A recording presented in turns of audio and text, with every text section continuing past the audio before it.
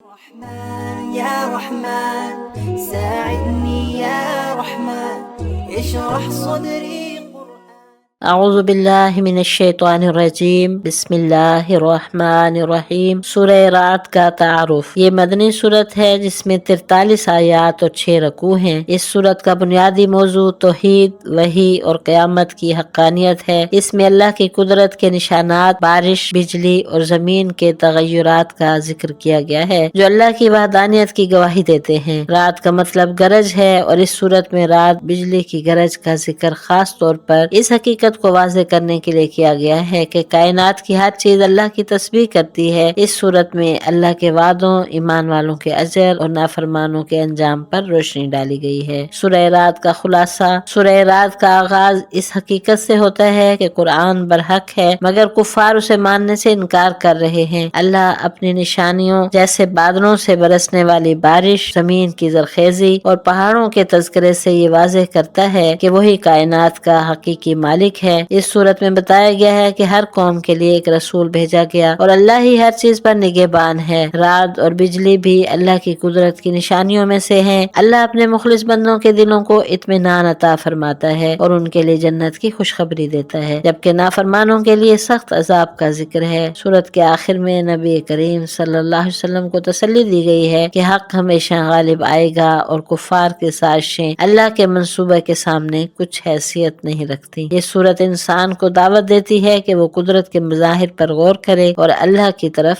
رجوع کرے۔